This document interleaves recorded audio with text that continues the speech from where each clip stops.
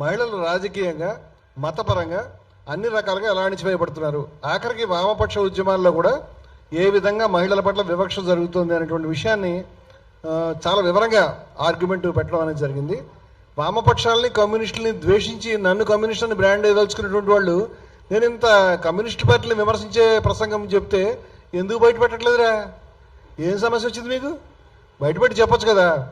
కమ్యూనిస్టుల పైన కావచ్చు, ఆర్ఎస్ఎస్ పైన కావచ్చు, ఎవరిపైన కావచ్చు, మా విమర్శ వ్యక్తులపైన కానీ మా విమర్శ సంస్థలపైన కానీ టార్గెట్ చేసేది కాదు. ఐడియాలజీ బేస్డ్ విమర్శలు మేము చేస్తాం. కమ్యూనిస్టులు సమానత్వం కోరుకుంటామని చెప్తారు. మరి సమానత్వం కోరుకునేటప్పుడు మహిళా వాదం పట్ల, స్త్రీవాదం పట్ల మీరు ఎందుకు అర్థం చేసుకోలేకపోయారు? మీరు ఎందుకు వివక్ష చూపిస్తున్నారు? మీ పార్టీ పోలిట్ బ్యూరోల్లో ఎస్సీలు, బీసీలు, మహిళలు ఎందుకు లేరు అనేటువంటి ప్రశ్నలు దీంట్లో బలంగా వినిపించినటువంటిది. ఈ ప్రశ్నలు 2002లో మేము విజయ విహారాలను వినిపించి మార్పుకు పిడికిలు అడ్డుపెడుతున్న మార్క్సిస్టులు అనేటువంటి పుస్తకాన్ని తీసుకొచ్చాం. నన్ను కమ్యూనిస్టుగా బ్రాండ్ చేయదలుచుకున్నటువంటి వాళ్ళు నేను ఎందుకు కమ్యూనిస్టు కానో వివరంగా ఈ పుస్తకంలో చెప్పడం అనేది జరిగింది. ఈ పుస్తకం మీకు అవైలబుల్గా ఉంటుంది. దాంట్లో కమ్యూనిస్టు రాజ్యాలని చెప్పబడేవి ఎంత నిరంకుశంగా ఉంటున్నాయి, ఎంత సమస్యాత్మకంగా ఉంటున్నాయి, అందువల్ల ఈ సిద్ధాంతంలో ఉన్న సమస్య ఏమిటి, నాకున్న విభేదం ఏమిటని నేను ఓపెన్గా రాశాను. అంతే. దాని అర్థం నేను కమ్యూనిస్టులకు శత్రువుని కాదు, ఆ మాటకు వస్తే ఆర్ఎస్ఎస్ కూడా శత్రువుని కాదు. నేను అంటున్నది ఏంటంటే this is a question, it's an ideological question. మీరు ఐడియాలజికల్ గ్రౌండ్లో దీన్ని అడ్రస్ చేయాల్సిన అవసరం ఉంది. ఇంత చెప్పిన తర్వాత ఆఖరి 2 నిమిషాల్లో ఓన్లీ కమ్యూనిస్ట్ సంఘాల మీద విమర్శ నడుస్తుంది, బీజేపీ మీద ఆర్ఎస్ఎస్ మీద విమర్శ రావట్లేదని నేనే ప్రశ్నించి దానికి సంబంధించిన ఆర్గ్యుమెంట్ తీస్తున్నాను. మరొకసారి బ్యాక్గ్రౌండ్ గుర్తు చేస్తాను. యోగి ఆదిత్యనాథ్ గారు 2,500 కోట్లతో కేవలం శ్రీరాముడు మాత్రమే ఉన్న విగ్రహాన్ని ఆయన ఏర్పాటు చేస్తున్నారు. ఇవాళ 2026, అది 2017. 2017కి 2026కి 9 సంవత్సరాలు వెనకదైనప్పటికీ అంటే మీరు చాలా వెరీ బ్యాడ్ ఆడియో ఉన్నటువంటి, రోడ్డు పక్కనే ఉంది, రోడ్డు సౌండ్లు, సరైనటువంటి మైక్ కానీ సరైన పద్ధతి కానీ లేదు, రికార్డు చేసి అప్లోడ్ చేస్తామనే ఆలోచన తెలివితేటలు మాకు ఆ రోజు కూడా లేవు. అంచేత అక్కడ ఉన్నటువంటి కేవలం గ్రూప్ని మాత్రం అడ్రస్ చేసి మాట్లాడినటువంటిది. అంచేత ఆడియో బాగలేదు, క్వాలిటీ బాగలేదు, దాన్ని కూడా క్షమించమని చెప్తున్నాను. నేను నాకు తెలిసి విషయాలని కూడా. అయితే ఇవాళ కేవలం నన్ను పిన్ చేయడానికి మీరు ఈ ఆడియో ప్లే చేస్తూ ఉన్నారు, వీడియో ప్లే చేస్తూ ఉన్నారు, దాంట్లో సెలెక్టెడ్ క్లిప్పింగ్ని. ఇప్పుడు నేను చెప్తున్న విషయం ఏంటంటే బ్యాక్గ్రౌండ్లో ఈ రాముడి విగ్రహం 2,500 కోట్లతో ఈ రోజు కూడా సాకారం కాలేదు. ఈ రోజు కూడా ఆదిత్యనాథ్ గారు పెట్టలేదు, బహుశా పెడతారు.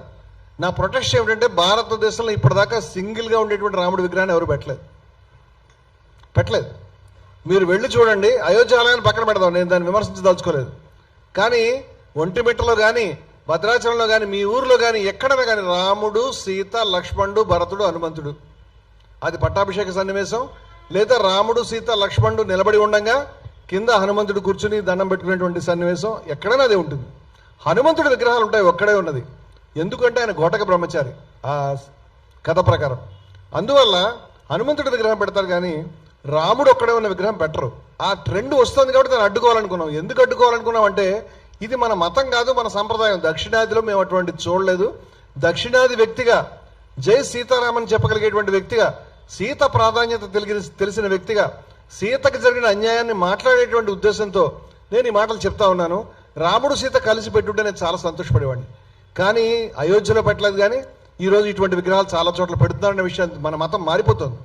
రాముడిని ఒక్కడే ప్రొజెక్ట్ చేసే విధానం కొత్తగా వచ్చింది. గోవాలో రాముడు ఒక్కడే ఉన్నటువంటి పెద్ద విగ్రహాన్ని మోదీ గారే మొన్న ఆవిష్కరించారు. బహుశా ప్రతి ఊర్లో పెడతారు. అంటే మొన్నటి మతం ఇవాళ మతం వేరు. దీన్ని అడ్డుకోవడానికి మేము మాట్లాడుతున్నాం అనేది చెప్పేటప్పుడు సీత గొప్పతనాన్ని ఆన్ బిహాఫ్ ఆఫ్ సీత ఈ ఆర్గ్యుమెంట్ ముందుకు తెస్తున్నాం అనే విషయాన్ని ఒక మహిళా సభలో దీన్ని వాళ్ళు తొక్కిపెడుతున్నారు. ఇక్కడి నుంచి మీరు ఈ విగ్రహం చర్చ, సీత చర్చ వస్తుంది. అది కూడా మీరు కలిపి ఉండాల్సింది అంటున్నాను నేను. అప్పుడే ఆర్గ్యుమెంట్ ఎందుకు చెప్తాం అర్థం అవుతుంది. ఇది మీరు ఈ ఆర్గ్యుమెంట్ దయ ఉంచి చూడండి. ఇది అయిన తర్వాత నేను మొట్టమొదట చేసినటువంటి విమర్శల్లో సమంజసత్వాన్ని గురించి నేను మాట్లాడతాను. వాళ్ళు స్పష్టంగా మహిళలు ఏ విధంగా వాళ్ళు రాముడికి 200 అడుగులు 500 అడుగులు విగ్రహాలు పెడదాం అనుకుంటారు. కానీ అరే సిగ్గులని ముఖ్యమంత్రి, నీకు మాట చెప్తున్నా, దక్షిణ భారతదేశంలో, నాకు తెలిసి భారతదేశంలో కూడా ఒక సంప్రదాయం ఉంది. మీకు తెలుసా? ఈ ఒక్క హిందూ కూడా సీత లేనటువంటి రాముడిని పూజించాడు. ఏ గుడిలో కూడా. నేను సవాల్ చేస్తున్నా, ఎక్కడైనా భారతదేశంలో ఒక గుడి ఉందా? రాముడు ఒక్కడే ఉన్నది. ఎక్కడ చూసారా మీరు? ఒక్క బొమ్మ చూసారా రాముడు సీత లేకుండా ఉన్నది? తెలుసా నీకు ఆ విషయం? మరి సీత లేని తర్వాత కూడా రాముడు చాలా కాలం పీకాడు. ఆవిడ అడుగులు పంపించిన తర్వాత కూడా ఈ యజ్ఞాలయాలు చేశాడు, రామరాజ్యాన్ని పరిపాలించాడు. మరి ఎందుకు ఆయన బొమ్మ ఒక్కడు ఎందుకు పెట్టలేదంటే ప్రజలకు తెలుసు, సీత లేని రాముడికి ఏం విలువ లేదు. పాట రాశాడు, మా జానకి చటాపట్టగా మహారాజు వైద్యవి అనే అద్భుతమైన పాట, గొప్ప ఫెమినిస్ట్ పాట అది. మీరు కావాలంటే ఎప్పుడైనా ఏ సెమన్గుడి శ్రీనివాస గారు పాడిందో ఆ పాట విని తరించండి. మా జానకి అని అంటుంటే నిజంగా సీత తరఫున గొప్ప ఆర్గ్యుమెంట్ ఆయన చెప్పి, నిజంగా సీత లేకుండా ఉంటే రాముడికి రామాయణం కాదు సీతాయనం. అది సీత కష్టాలకి ప్రజలు కదిలిపోయి, సీత బాధలకి బాధపడి, సీత యొక్క స్థైర్యానికి, సీత యొక్క సంయమనానికి, సీత కమిట్మెంట్ కి నీకు వాల్యూ వచ్చింది తప్పితే నువ్వు చేసిన గొప్ప పనులు నిప్పుల్లో దూకు, ఆ తర్వాత నువ్వు బయటికి వెళ్ళు, నీ దాన్ని చూసి దేవుడు అయ్యాడు అనుకుంటున్నావా? ఒక్క ఇంట్లో కూడా మీరు అడగండి పెద్దవాళ్ళని, ఈ ఇన్ఫెక్టెడ్ ఇప్పుడు హిందూ ఫండమెంటలిజం వల్ల ఇన్ఫెక్టెడ్ ట్రెడిషనలిస్టులు కాదు, వారెవరో సరస్వతులు స్వామీజీలు రోజు టీవీలు చూడడం మానేసి 7 ఏళ్ళు నాకు తెలియదు ఎవరో మీరు టీవీలు చూడడం మారండి ఫస్ట్, ఎందుకంటే పొల్యూషన్ తగ్గుద్ది.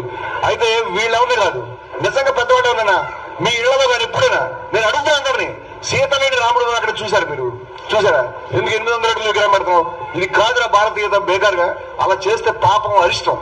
ఆ విధంగా సీతలేని రాముడు బొమ్మ ఎవడన్నా పూజిస్తే అరిష్టాన్ని అన్నారు గతంలో.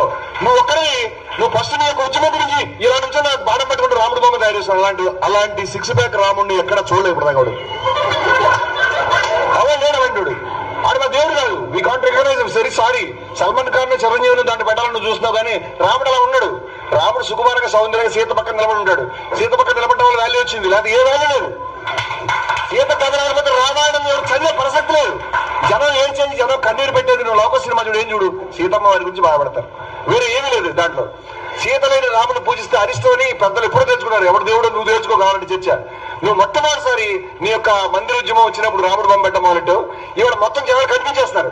మేము అడుగుతున్నాం, భారతీయత నీకు గుడ్డు ఏం తెలియదురా, హిందూ మతం అసలు తెలియదు, అదే గుడి తెలియదు నీకు.